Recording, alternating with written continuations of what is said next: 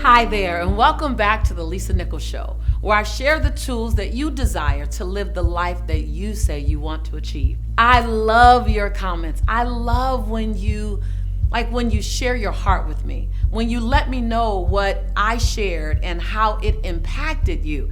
That means everything to me. Not like I'm self-grandizing, celebrating Lisa, but I know that my time here in front of you right now is really bearing good fruit. It's creating a result that you say you want, and that your sister in the journey, I'm doing my part and you're doing your part, and together we can grow. I love your comments. When you comment, that really is our dialogue. That's exactly what I wanted when I started this YouTube channel, is to be in a dialogue with you, a relationship with you. On the show, How to Discover Your Unique Fingerprint, there are a couple of responses. Audacious Living with V. I love what you said. You said, be comfortable in the uncomfortable. Hashtag BOL, for y'all that's just joining us, you don't know what BOL means? That means breakthrough out loud. And every time we have a breakthrough out loud, we share it with each other. So I love it, Audacious Living with V. You had a BOL with the conversation of being comfortable in the uncomfortable, learning to love me as a Hispanic woman and the gifts God has given me. I love this tribe, and guess what, girl? We love you too. And then Kathy Koch, you commented on how to release the past to evict anger. Don't you like that word, evict anger? Like you cannot stay here anymore. You started your comment with hashtag BOL, breakthrough out loud. My life is, capital IS, is changing because the conversation in my head is changing. Yes, I love it, girl. The moment you change the conversation in your head, everything has to follow. But you know that already. You said, Lisa, you are so amazing and so genuine. Sis, I'm just a reflection of you. I love the comments. Keep the comments coming. When you comment back to me, that's when I know we're in a dynamic dialogue, a relationship, a friendship. I love it.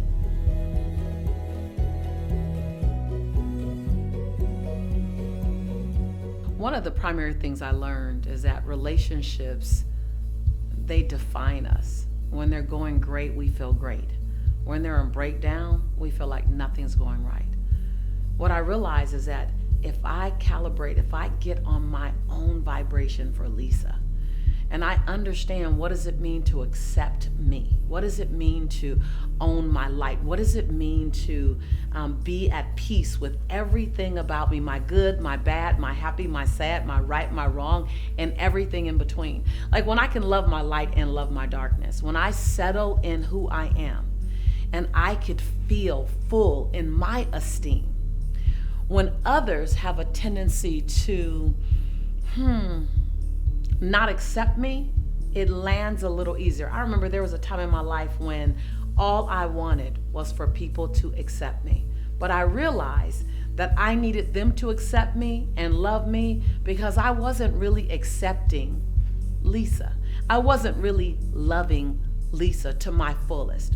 So while today I don't invite you to not care if people reject you, I am inviting you to, if you fully love and show up for you first, then you're less impacted, you're less disrupted when someone doesn't embrace you the way you believe you should be embraced. See, I realize that we're iron for others, iron sharpens iron. We're also triggers for others. There's 1,000 reasons why someone might reject you. My grandmother says, man's rejection is God's protection. So not everyone that's in your space should be in your space. And sometimes people have to opt out on your behalf to help you out. How many times have you been in a friendship or relationship and it ended? And maybe not immediately after it ended, but somewhere in the next 30, 60, 90 days, a year, maybe 2 years, you took a deep breath. I actually feel more relief that relationship has transitioned. Whether it's a relationship with a job, a friend, an ex, whatever. So while we don't want to have rejection in our life, I say all rejection isn't bad. And sometimes it's not rejection. It's simply transition. It's simply completion. You know, I realized that I wanted everyone to love me. But when I began to love Lisa, I stopped having to manage or having the desire to manage how other people like me. Your job is to wake up each day and like you. Now, when people reject you, there's something that they're triggered by. When people reject you, there's something in you that's occurring. So if you're finding that you're being rejected in different environments and you're the common denominator, rejection in some cases is feedback. If someone's giving you feedback, multiple people are giving you feedback in the way they're embracing you or letting you go, or in the way that they're sharing how you show up, listen to the feedback. One of the hardest things for me to do was to hear consistent feedback. Lisa, you're stubborn. Lisa, you're stubborn. Lisa, you're stubborn. I defended for years. I am not the average Taurus, the bull, though I'm a Taurus. I'm not stubborn. And then I kept getting the same feedback, and I realized you are stubborn. You can be rigid, because I kept getting that feedback. So if you find that you're getting the same feedback from multiple people and they're not corralling and running a mutiny against you, they're really different environments, different people, then listen to the feedback. Because what I love about feedback, even though it stings, feedback is feeding your future possibility. I'll say that again. You might want to write that down. Feedback is feeding your future possibility. If you choose to take the feedback and embrace it and own it and allow it to elevate you and influence your future decisions, then it can help you to evolve. It can help you to continue to become the person you're evolving into. So rejection could be a form of feedback. And when you talk about being rejected, particularly by women, again, remember, we trigger each other. I used to walk into a room and I could see the energy shifting, but I also walked into the room and I was looking for if the energy shifted. Now, I walk into the room and I look for the person that's going to love and embrace me.